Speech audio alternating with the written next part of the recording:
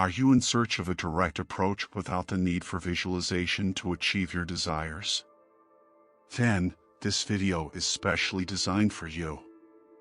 Today, I will share with you one of Neville's favorite methods that doesn't require visualization skills. Moreover, you can apply this method to manifest multiple desires at the same time. Make sure to watch this video until the end to discover how you can do it. It's very simple. We know how to engage in visualization sessions to manifest a specific desire. But what happens when you have several wishes you want to fulfill? For example, maybe your boyfriend left you, and you want him back, but you also need a new job, a better apartment, a new car because yours is falling apart, and, on top of that, you'd like to lose weight or improve your health. You can use the usual techniques for each of these desires separately, such as visualization and affirmations. However, if you want to manifest more than 2 or 3 wishes simultaneously, or you are in such a critical situation that you need to manifest several things at once because all are priorities for your well-being, then facing daily visualization sessions for 6 different desires can quickly become overwhelming. Neville has a specific technique for this situation. If you struggle with visualization, this method is excellent for you since it doesn't require it. You can combine it with visualization if you prefer, but it's not necessary. It will work just as well. Let's explore together how to apply this simple yet effective approach.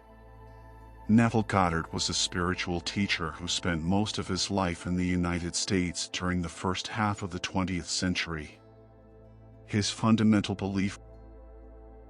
Now, let me introduce you to the method Neville called Isn't It Wonderful, and then I'll share some success stories of people who applied this method.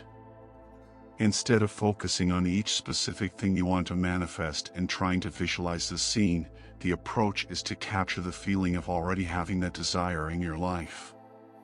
For example, if you want a new car, imagine how you would feel right now if you already had it.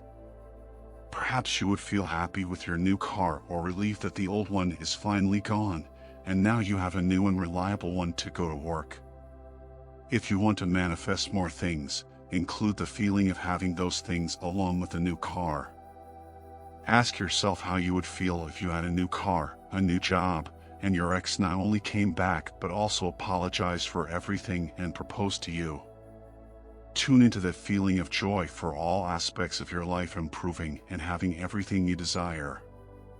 While still feeling that emotion, repeat to yourself over and over again, "Isn't it wonderful?" The reason why this technique is effective lies in the common belief that joy or relief is the result of possessing the things we desire in the physical world. However, it works in reverse. The feelings of joy are what create the things we desire in the physical world. So, if you can feel joy now, if you can experience the joy of already having those things in your imagination, they have no choice but to manifest in your physical reality. Now, let me share Neville's words about this method before moving on to success stories. This excerpt comes from a 1948 pamphlet titled Naval SEAL Instructor, which features a series of 5 demonstration lessons and a Q&A. Is it possible to imagine several things at once, or should I limit my imagination to a single desire? It is preferable to limit the imaginative act to a single thought. Instead of imagining many small things, you could visualize something so grand that it encompasses all those aspects. For example, rather than visualizing wealth, health, and friends separately, imagine being in ecstasy, as in that state, you cannot experience suffering or the threat of eviction. The idea is to condense that experience into a single amazing feeling. Do not let the conscious and irrational mind seek visible reasons, as this could distract you from the feeling. Instead, repeat over and over again, "Isn't it wonderful?" Suspend judgment about what is wonderful and grasp the singular sensation of wonder.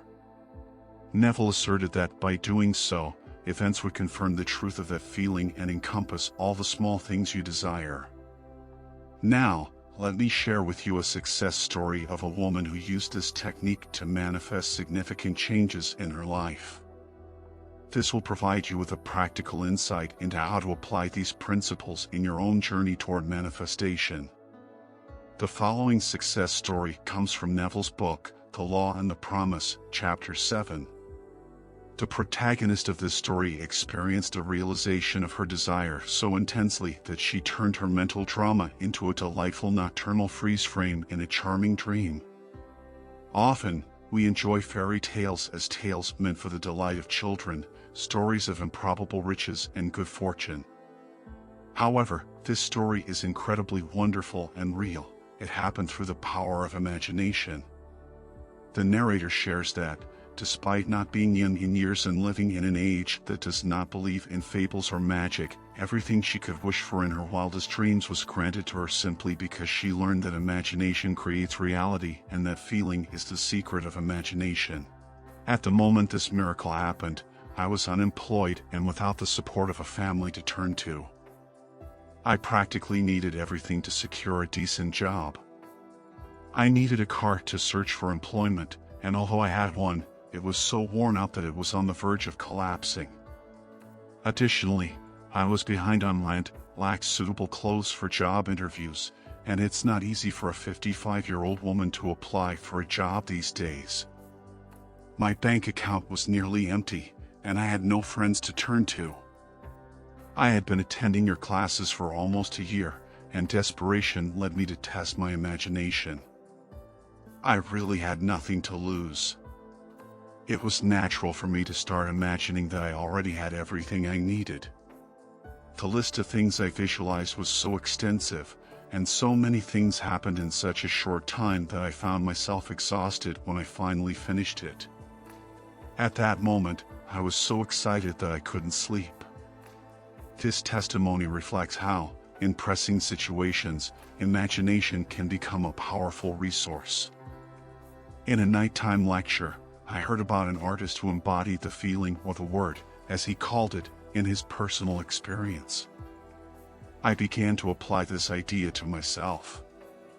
Instead of thinking and imagining all the things I needed, I tried to capture what was happening to me, not just as something wonderful that would happen tomorrow or next week, but now. I repeated to myself over and over again, "Isn't it wonderful that something incredible is happening to me right now?" When I fell asleep, I immersed myself in the sensation I hoped to experience in that circumstance.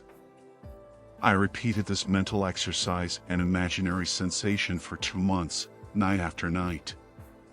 One day, in early October, I ran into a casual acquaintance I hadn't seen in months. He informed me that he was about to take a trip to New York. We talked about the city for a moment, and then we parted ways. I completely forgot about the incident. A month later, this man called my apartment and handed me a certified check in my name for $10,000. Beyond the initial shock of seeing my name on a check for so much money, the unfolding story seemed like a dream, but it turned out to be an old friend from over 25 years ago whom I hadn't seen or heard from in all that time. This friend from the past, I discovered, had become extremely wealthy in those 25 years. Our mutual acquaintance, who brought the check, had randomly encountered him during last month's trip to New York. In their conversation, my name came up for reasons unknown to me, as I never had personal news from him and never attempted to contact him. This old friend decided to share part of his great wealth with me. For the next 2 years, I received monthly checks from his lawyer's office, which not only covered all the necessities of daily life but also allowed room for all the enjoyable things in life: a car, clothes, a spacious apartment, and, best of all, the freedom not to need to earn a daily living. Last month, I received a letter and guardianship documents to sign, confirming the continuation of this monthly income for the rest of my natural life. I love this story because it shows how this woman, with a strong need for various things simultaneously, chose not to focus on each one separately. Instead, she opted to capture the feeling of having all those things, the sensation that incredible and joyful changes had already occurred. Here's another success story with this method, focusing on the concept of imagine creates, as Neville expresses it. Let me tell you the story of a lady I know. When this woman was around 16 years old, she lived in Northern California and was devoted to her father, who lived comfortably and provided well for all the family's needs. However, life changed abruptly when her father was murdered overnight. The family suddenly found themselves without resources. The mother, feeling she couldn't bear to be pitted, moved the family to San Francisco. Despite possessing exceptional artistic talent, the young woman took a job as a waitress to help the family. On Christmas Eve, while riding the tram home, she found the car filled with happy, singing children and couldn't hold back her tears. Fortunately, it was raining, so she tilted her face to the sky and said the rain should mix with her tears as she savored the salt. Mentally, she told herself she wasn't on a tram but on a ship, feeling the air shimmer on her body and hearing a voice saying, "Isn't it a heavenly night?" 2 weeks later, she received a $10,000 check from a Chicago law firm. Apparently, 2 years earlier, her aunt had left the United States, specifying that if she didn't return, the money should be given to her niece. A month later, the young woman was on a ship heading to Samoa. Entering the bay, she saw another ship sailing in the waters, leaving a beautiful white foam in its wake. As the moonlight touched the wake, and the drops touched her face, a nearby man said, "Isn't it a heavenly night?" At that moment, her external senses experienced what she had used her internal senses to bring to life. Imagination, being the spiritual sensation, is the creator of the world.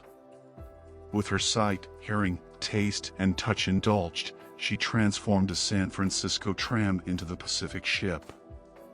In the span of a month, this woman physically carried out her imaginative act. Many might consider it merely a coincidence, but it truly wasn't. Whether you believe it or not, it's a personal experience that shows you and God have great imagination, and there is no other God. One day, your imagination will awaken, and you will be fully aware of who you really are, knowing that all things are subject to you. That is your destiny. The woman in this story used visualization along with the "Isn't it wonderful" method, and once again, through a series of unpredictable events, she achieved her desire in a way she couldn't have anticipated or physically created. You can also combine visualization. Why not take a moment today to feel how wonderful it is to have all your desires? I suggest leaving a comment saying, "I release my dreams and desires for the universe to conspire in my favor." By writing something like this, you are giving your consent for your desires to materialize. Now, head to the next video to continue learning how to manifest the life you desire. But don't do it before giving it a like, hitting the bell, and subscribing to the channel, because I promise your life will change in an incredible way. I wish you all the best in your life, and I'll see you in the next video.